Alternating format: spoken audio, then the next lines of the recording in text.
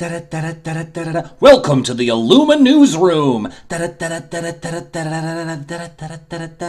You saw them in the thumbnail. There are some seriously good cards in this drop, but we gotta go in order. In Amber, we got the other legendary, Perdita Devoted Mother, a 1/6/2 lore for 6 uninkable with when she's played and when she quests, play a character from your discard costing 2 or less for free. This is very, very nice. A little expensive, but getting to immediately put them on the board is great, as is her repeatability. There aren't that many 2 or less drops with on-play abilities, but she could definitely be the top end of an aggro deck, letting you continually return your weenies to the field. The only other new Amber card is their last location, Pride Lands, Pride Rock, a 2/7 1 lore for 2 uninkable that gives characters +2 willpower while there, and if there's a prince or king there, your characters cost 1 ink less to play. So this is the first time we've seen willpower increases as a mechanic. What Pride Rock can give is very, very cool. The issue is the move cost. I do like the idea of throwing a bodyguard into it, particularly Protective Cub or the Prince, being princes, and the location itself does have a pretty high willpower. I think this will see play if an Amber mid-range deck ends up materializing, perhaps the Little John bodyguard deck. In Amethyst, we got Alice T. Alchemist, a 4/4/2 lore for 6, whom you can exert to exert an opposing character and all opposing characters with the same name. Now remember, same name doesn't mean same subtitle, so if you exert Wonderland Empress, you also exert any impulsive rulers or sensing weaknesses or any other Queens of Hearts. The ability seems okay, though again you have to wait around, and forced exertion is better when it's not telegraphed. The art is fantastic though, I love it. Next is Genie, Supportive Friend, a 3/5/1 lore for 4, uninkable with when he quests, you can shuffle him back into your deck to draw 3 cards. So that's a lot of draw, and I do like that he's not reinforcing the already dominant bounce archetype. However, like with Alice, you have to wait around to do it, though he is coming out earlier and has a nice big willpower for his cost. The main issue I see is that at the same cost is Rabbit, who can get you almost as much card draw when played and bounced, and you don't have to wait for him to be able to quest. And honestly, Rabbit often sings friends on the other side if he survives a round rather than bothering to quest. Cool card, but unfortunately, Rabbit exists and is just better. Now, what isn't overshadowed by a previous card is the one getting everyone in a tizzy. It's Jafar striking Illusionist, a 4/5/1 lore Floodborn for 7 with Shift 5, Evasive, and while he's exerted, when you draw a card, gain a lore. So, the obvious combo here is shift him out turn 5, sing a whole new world, refill your hand, gain 7 lore. And that's insane. However, that is a combo that requires an Amethyst Steel deck, and anything that pushes the meta away from Amethyst Ruby, I'm okay with. It also requires running most of the other Jafars as potential shift targets, and while Royal Vizier and Dreadnought are good cards, they don't have the same oppressive board presence as Snake and Fox. It has been pointed out that yes, you can play Jafars on curve starting turn 2, but most of them are pretty fragile and or only have 1 lore, so you're not really going to be doing all that much until you shift out Illusionist. But this is currently just theory crafting. Jafar the Apocalypse could dominate the Lorcana meta just like Sholdred dominates the current MTG meta. Or he could just be a gimmick that's tried for a week or 2 and then abandoned. Only time will tell. Still, a neat though rather frightening card design. Finally in Amethyst, there's the Queen's Castle Mirror Chamber, a 1/7/2 lore location for 4 with, at the start of your turn, draw a card for each character here. This is insane! At 7 willpower, this is very survivable, and with a move cost of 1, it won't be that hard to shove all your characters there and just have ridiculous draw every turn. And it has 2 lore! This is going to be in most Amethyst decks going forward, I guarantee it. Moving to Emerald, we got Ursula, Deceiver of All, a 2/3/1 lore for 3 with when she sings a song, play it a second time, then put it on the bottom of your deck. While I hate that her subtitle is so similar to the other Ursula in this set and this color, this is a nutty card. Draw 4 cards off friends on the other side. Get back 2 lost characters with part of your world. Deal 4 damage and draw 2 cards with Let the Storm Rage on. The possibilities are endless. This may be the start of an actual devoted Emerald Songs deck. Helping out the Emerald Song archetype is the fact that all of Emerald's actions this set are songs, playable songs at that, including I Will Find My Way, which at 1 ink gives a character +2 strength and lets them move to a location for free. That ain't bad. Even outside a location, location deck, essentially letting a cheap character support without questing. But in a location deck, this will be great, particularly if you want to run the locations with the higher move costs. Speaking of locations with high move costs, Kuzco's Palace, Home of the Emperor, a 3/7, 1 lore for 3 with when a character here is challenged and banished, banish the challenger. So essentially giving anyone there Kuzco's no techi ability. That's a pretty solid effect to hand out, but again, that move cost is super steep. Any deck running this absolutely wants to run I Will Find My Way or Voyage if you're paired with Ruby. In Ruby, say hello to Hydra Deadly Serpent, a 6/5 2 lore for 6 uninkable with when he's dealt damage, deal the same amount of damage to an opposing character. So first off, that stat line is just under vanilla with a fantastic ability. This essentially lets Teeth and Ambitions do double duty. The risk is him getting removed without using damage, but any damage-based removal is gonna hit them in return, making this Steel's nightmare. I'd love to see this in a Ruby Sapphire or Amber Ruby deck paired with healing so you can keep hurting and healing your big many-headed snaky boy. Lastly, in Ruby, there's RLS Legacy Solar Galleon, a 3/8/2 lore for 4 uninkable with characters gain evasive while here, and if you have a character here, the move cost is decreased by 2 ink. So clearly this was designed to be played for free by Jim Hawkins' Space Traveler because that automatically moves him there, letting each subsequent move only cost 1. Without him, I'm skeptical of this being playable at all, but with him, I think this is fantastic. 2 lore, a whopping 8 willpower, and anyone there gets evasive to boot. Have Jim play this turn 5, then turn 6 you can play Hero to All, move him there, and have him snipe an evasive. Gorgeous, no notes. What's this I spy in Sapphire? Is it a win condition? Holy cannoli, it's Grandma Tala, Spirit of the Ocean, a 4/8 2 lore Floodborn for 7 with shift 5, and when you ink a card, gain a lore. So she's clearly Sapphire's counterpart to Jafar, and while I think striking Illusionist is clearly stronger, Grandma here ain't no weakling. Sapphire has plenty of ways to ramp into this, and she encourages you to keep ramping after she comes out. The best thing I can see is shift her out, have her sing Friend Like Me, gain 3 ink and 3 lore. And with 8 willpower, she's very, very likely to survive at least a round. Pair her with Strange but Special and you have a very scary Sapphire deck. But Grandma has a friend and fellow mentor, Mama Odie Mystical Maven, a 1/3/1 lore for 3 uninkable with when you sing a song, ink the top card of your deck. So if you have a 2-drop and a 2-cost song, Mama Odie is better than Mickey Detective because she can keep giving you value throughout the game. Picture this. Turn 2 Storyteller, turn 3 Mystical Maven, Storyteller sings 1 jump ahead, you go into turn 4 with 5 ink already, you shift Spirit of the Ocean onto Storyteller, she sings Friend Like Me, Mystical Maven gives you an extra ink, you ink normally that turn, you've gained 5 lore, and you have 10 ink ready for Strange but Special to be played on turn 5. I love it, and I can't wait to try it. In Steel, all we got was their last location, the Bayou, Mysterious Swamp, a 1/3/1 lore for 1 with when a character quests here, you may draw a card, then discard a card. So this is solid. It's great with Sheriff of Nottingham, it's great for striking Illusionist, and it only costs 1 and has the cheapest possible move cost. It does only have 3 willpower, but I think it will seem non-threatening because of that, leading your opponent to focus on your characters instead. And you don't even have to play it early, you can drop it after you have a board already and just spend the turn sending characters there. I like this, and I think it will see play. But that's not all. We saw a few more Enchanteds too. We have Kida, Protector of Atlantis, and Maleficent, Mistress of All Evil, both looking